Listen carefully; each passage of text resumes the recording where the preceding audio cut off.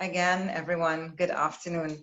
I'd like to welcome a very special young man to our platform this afternoon. That's Rhondall Feeles. Met him a couple years ago when I was on another platform. So, Rhondall, I want to welcome you to my personal platform. It's Marcia Miranda, international entertainer and media presenter. Today is a very big day. It's Father's Day, and we're celebrating with fathers all over the world. So obviously, we zoomed in on you, the Single Fathers Association of Trinidad and Tobago, and you are the president of the Single Fathers Association of Trinidad and Tobago. So welcome, and thank you so much for accepting my offer to come and share some time with us and information on how you guys are feeling at this point.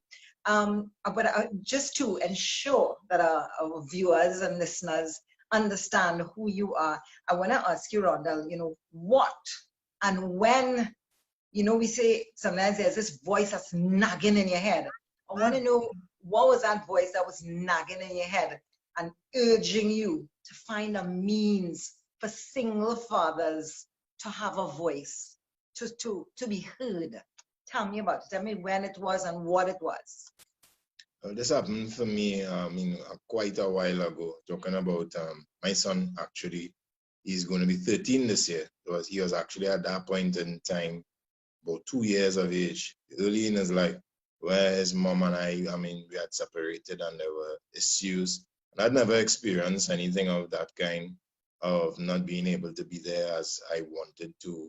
And for me, it was a very extraordinary scenario, and it was a very heart-wrenching scenario because I myself, at a young age, my mom and my dad, they split up as well. And because of that, I was unable to, have as many memories that I would like to have with him. And was something that from childhood I vowed to do very differently when I became a father. So seeing myself falling into a very similar scenario as my father, that was the voice that was nodding at me, the child in me who didn't want to see that happen to my son at that point in time. I had one son at that time.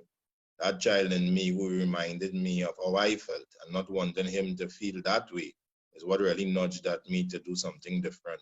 Don't just show up later down the road at 18, but to say, hey, I need to be in his memories, I need to be etched in his mind. He needs to remember me. So I need to do something to make sure that I am remembered in his life.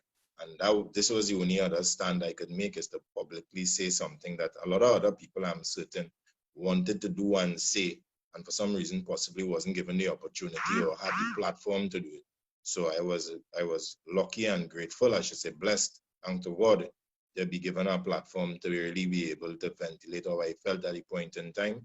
And to raise the sentiments, I'm sure that others were heavily impacted who faced this. And for years, without saying anything, I was able to ventilate that, efficiently for people to really appreciate it in our society locally.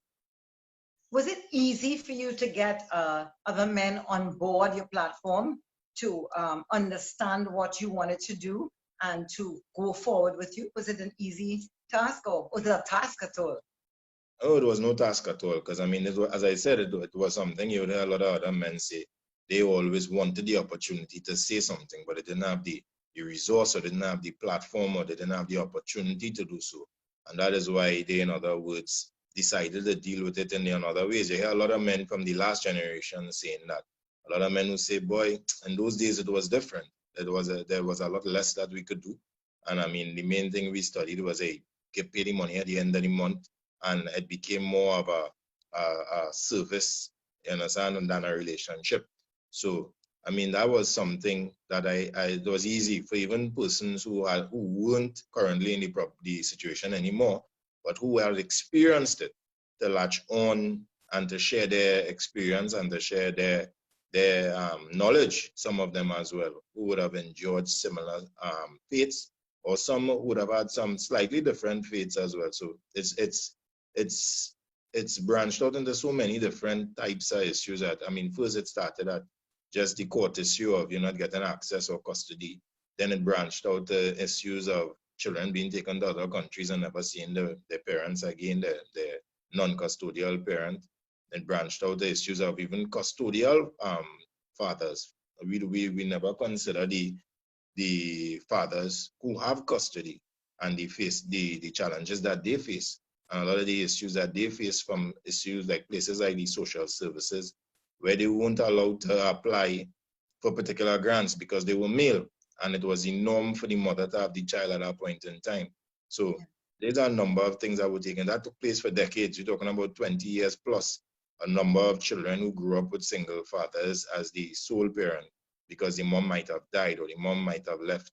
They weren't allowed to access a number of the grants like public assistance. They weren't allowed to access it because the father was male, and the thinking was that he's the head of the home and he didn't need assistance. So then we looked at issues of shelter when custodial parents, where they're ousted out of their homes if they can't pay bills.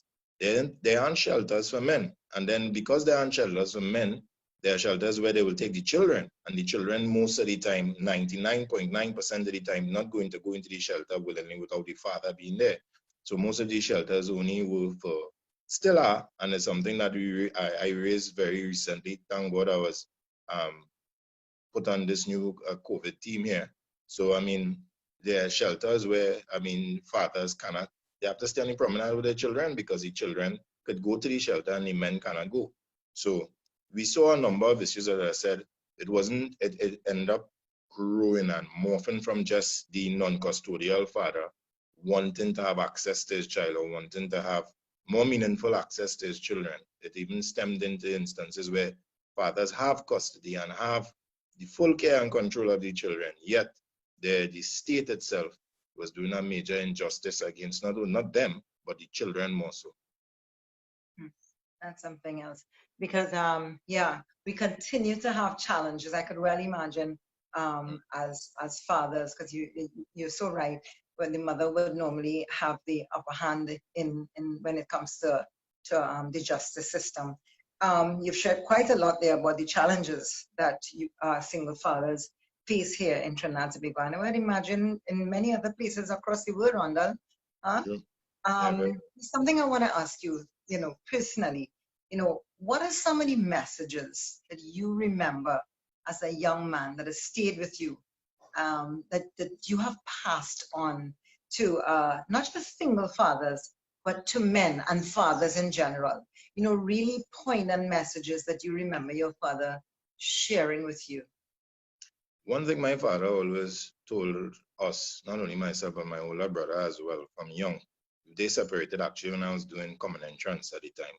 So I was old enough to understand a lot of the things that he said. And one thing he always told us is that always be a leader, never a follower. And he'd always give us example of what he meant by that, the things that he did when he was younger. He would always use, he loved the cricket. He was a great cricketer, still great.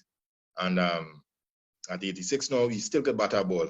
And strangely enough, his grandsons took that from him. And he would say, I'm the cricket star, but if my mother calls me and says time to go inside, nobody could encourage me to stay outside and play longer.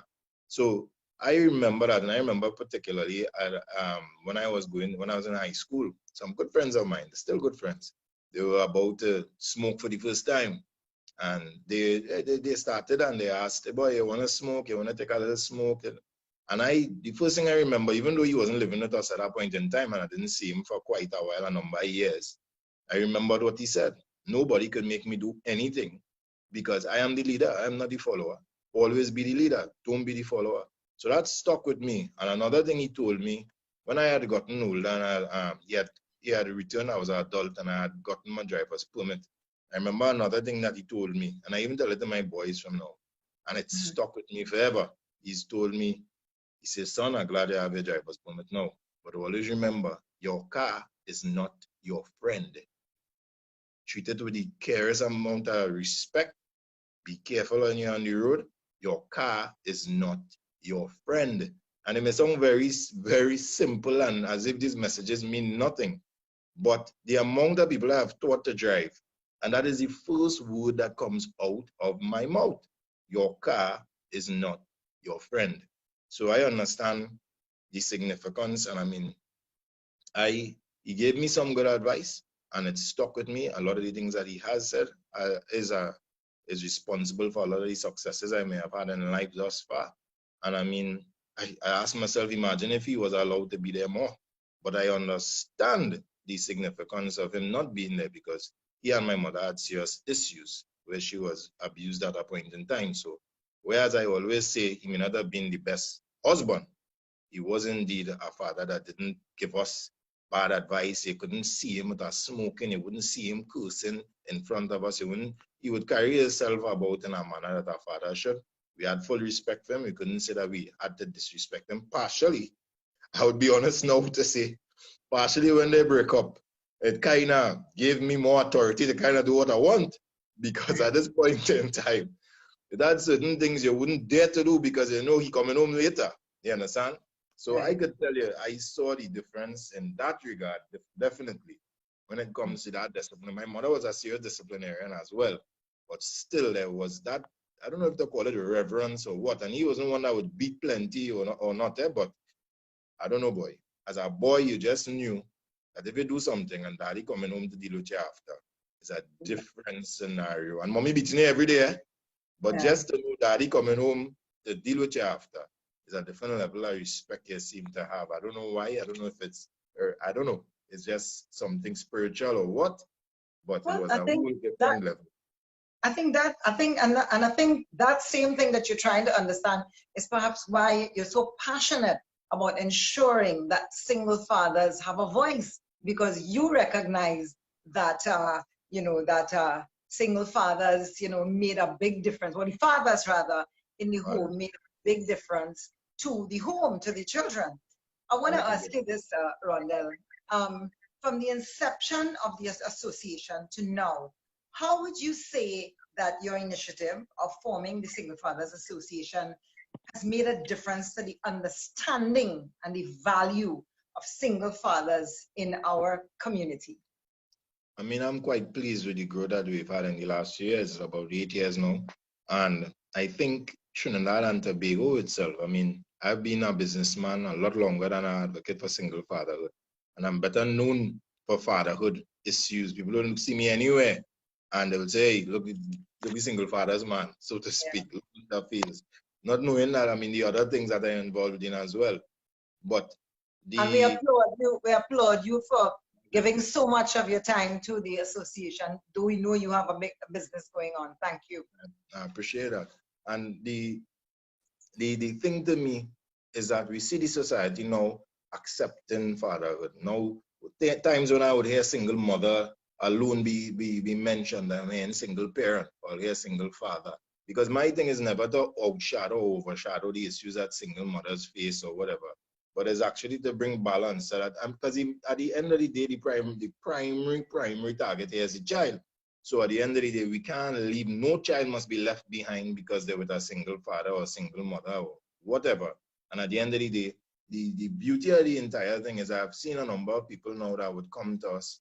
And the first line approach is not to go look for a lawyer and not to go to court, but sometimes to mediate as single parents to find some kind of parental partnership without having to get into the adversarial court system. Now, as I say, the court should be the last stop, and even the court does tell you that.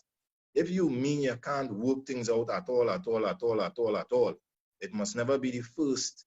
It must never be the first approach. And I think I see a number, at least from calls, I would say a lot of women as well, would call and say, I don't want to go through this court thing. I hear all the talking about these stories and I don't want to get involved. A lot of the new parents that are now getting into these issues, falling into these problems, they're starting to look at alternative to just the family court immediately.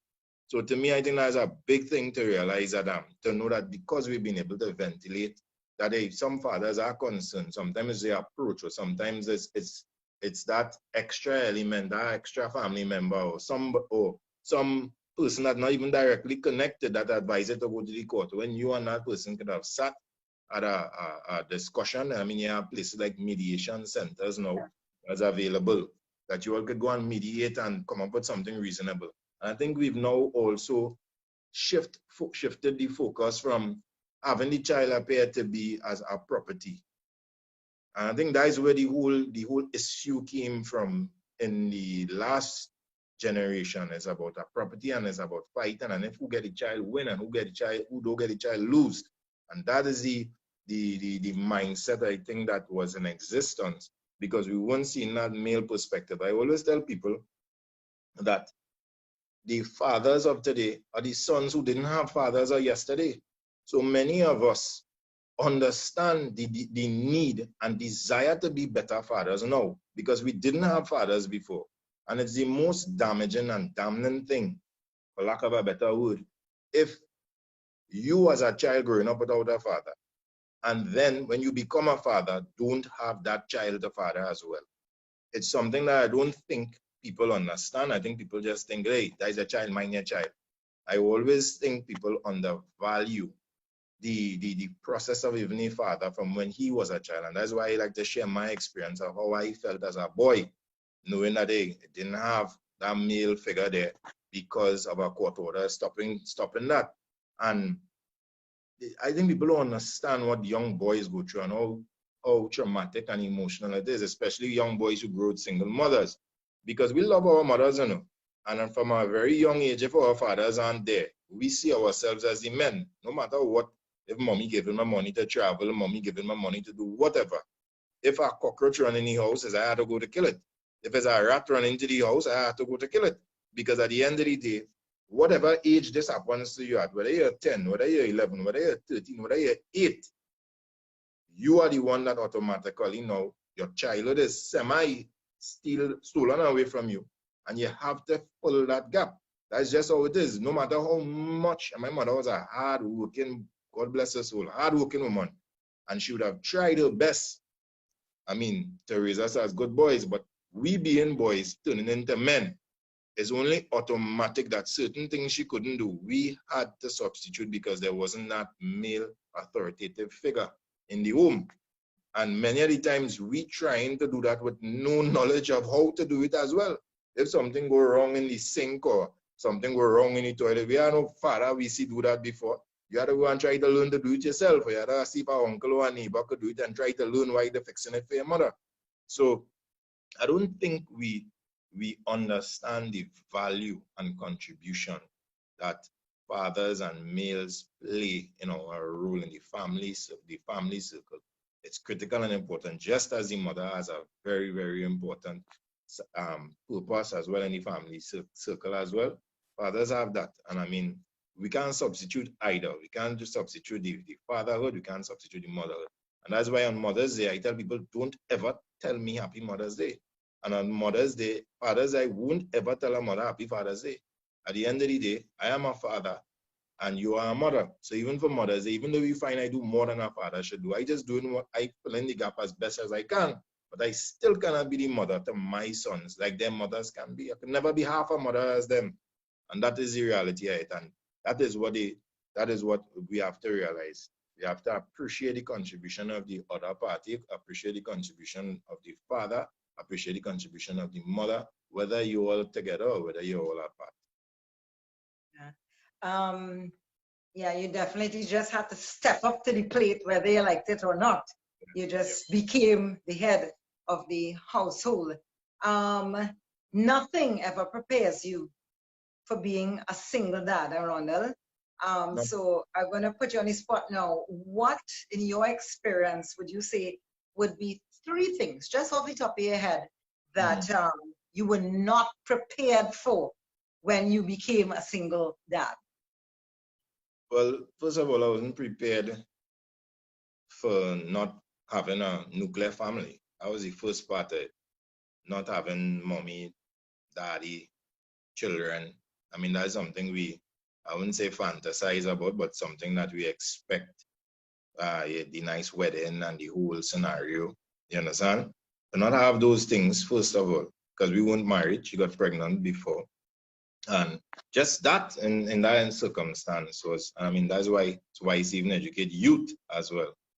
Because just that scenario was uncomfortable. I wasn't prepared. Might have been financially, I might have been mentally mature, but I wasn't prepared to say, well, hey, Father, there are still some things that I had to figure out. And some things I only figured out when he was physically born. I remember a time, just to share briefly, not to go run off, while she was pregnant, we were at Mario's or something. I lie. No, she wasn't even pregnant yet. I wasn't even in the picture. And I was stopped. I don't know what thought came through my mind at that point in time. Like, boy, if something was to happen or something was to happen that was weird, would I ever lay my life down for my child and my girlfriend or whatever? You know, you always say those things. And at that time, it was still complicated or a little shaky in my mind. But from the first day I held him, boy, it's like automatic. It was like automatic. Like anything that happened, anything that come close, you're ready to lay your life down. So just not being prepared about that. I've never been told that this is what may happen. This is how it happens. It's like a transition. And that's why I think it's so important for men to be there when their children are born. Even if they're in the room, be there to see that child, boy, because that first transition, that, I don't know, it did something to me that changes your life. Trust me, even though you didn't carry that baby 9 months, it changes your life. So that's one level of being unprepared. Another thing is that the sharing the child is something that is difficult. Sharing the child as into, all right, how much am I supposed to see? How much am I not supposed to see? Is the fact that I'm not living there means you're gonna call somebody else daddy. That was a big fear of mine in the beginning. So did I do something wrong? Could I have done something different? So I mean, that sharing brought a whole sort of other things into the equation, which I would say was the third thing I was unprepared for, the fears. So the fears was what I didn't expect, the emotional, as I said before, what does this mean, seeing that I sharing children, sharing my son with his mom, what does this mean? What's going to be the reality of this scenario now? Am I now going to be the deadbeat dad that I was afraid of? People calling me, am I now going to have, if I fall in love with somebody else and have another child, I go have 2 children with 2 women. And from the time people hear that, the first thing they're going to say is a bad man, not even listening to your side of the story. Fears of how I'm going to be able to provide forever. If something happened to me, what happened to him? So these things, as I tell you, is, I mean, even in parenting, no, at this point, it is still ask those things. What would happen to my children if they're still at a tender age and something happens to you? So fears, I would say, is another thing. Those 3 things, I think, were they stood out the most to me, just picking off as a picture. Yeah. And I would imagine that there are many other things that that single dads would have to face, you know, being the head of a family, you know, like trying to figure out about the whole feeding issue and how to talk to the other children and you know, going to school with the kids and seeing how to discipline as well. How to discipline. I never had to hit my children ever, and they are very, very well behaved. So much of them, their moms will call and say, talk to him. I beating him then okay and whatever. But I don't know. It's just I realize once the strategies they use and your children would look at you more than anything else. If your children see that, hey, my father is a respectable man, my father is a respected man, my father does respect people, my father humble, my father kind, my father compassionate, little things without you having to tell them X, Y, Z. Rhondall, I don't mean to intervene, but I was saying little things, those are big things, and you do it well. So don't worry. Right, I mean, it's so good. It's so good to see. And I mean, it's like affirmation for you as well. So because to see your children look at you as the literal hero is a massive, massive thing as a father, because you know that's not already the norm. That's not what you already hear people saying. You already hear people say, that man look up to his father, I look up to my father. And I'm grateful to think that my sons, no matter what in years to come, will say, I had a good father. And that in itself is enough for me. That's satisfying for me right there. That's wonderful. 2 boys you have, Rhondall? 2 boys. One going to be 13 and the other one going to be 9. Great. Congratulations. Well, Rhondall, we're running out of time, but you've shared a whole lot that I'm quite sure a lot of people didn't know about, and we thank you. we want to, well, we've been chatting with Rhondall Feeles, who is the president of the Single Fathers Association of Trinidad and Tobago. If there's anyone out there, men or women, who are trying to understand how to navigate a situation in your family, you know, and you figure, you know, you're holding on, but you're fighting and you're tossing and your kids are being affected by it, you can contact Rhondall. Rhondall, can you give them a contact that people can reach you at, please? All right, feel free to contact us by our Facebook page, or you can contact us via our WhatsApp on 4815762 or 3546991. We'll contact you, recontact you when you contact us. We're primarily an advocacy group trying to make changes, but I mean, as much counsel as we could, particularly in the cases that are urgent and immediate, we will counsel. We also have a very good referral system with a lot of other agencies. We've multi-sectored with agencies like National Family Services, a number of family institutions, because we know primarily people need counsel to try to keep their families together. So we ask people to wait till they separate, even before. There are a lot of mediation centers as well as we work with that we refer to. I mean, we ask you all to reach out to us. Sometimes we believe, not sometimes, all the times, we believe that actually the nuclear family is best because that's what the parents really want. But when all else fails, I mean, you all could at least form a parental partnership. And I must commend the family court in of recent times, family court manager per se, particularly for also having that directive and also partnering with our organization a number of times, because even they realize the court itself, yes, try to do the best that they can, but really and truly is about saving and preserving family life. Wonderful, beautiful.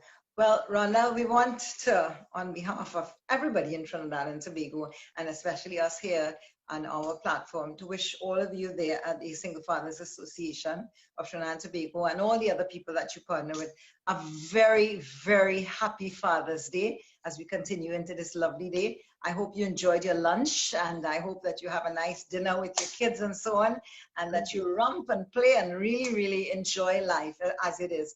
I'm sure that the work that you do is pretty rewarding, very, very rewarding. And we support you as you continue to encourage and to empower and support the men, the fathers who hold families together in our nation, Trinidad and Tobago, single-handedly. So before I go, you can say your last words, and thank you very much for coming on. Once again, Marcia, I'm grateful. It's been a while since we last spoken. I mean, I'm glad to see you doing well as well. I would just like to send a special Father's Day greetings out to every single father throughout Trinidad and Tobago, and by extension the world, even to my father who's still alive at the age of 86. He actually lives in very close proximity. I brought him very close to me, particularly when my mom... Happy Father's Day, Daddy! Yeah, so I want to say Happy Father's Day, and I want to make a special appeal to no matter whatever issue you may have with your father, whether you're an adult, whether you're a child still, try to reach out to Daddy this Father's Day and see if you can make this Father's Day a memorable one. Sorry. So happy Father's Day again to all fathers out there. And I mean, Marcia, thanks again for reaching out, and I really appreciate it. Thank you, Rhondall, and happy Father's Day to you. Thank you. Enjoy the rest of the day. God bless you. All right, Thank you bye. so much. All righty.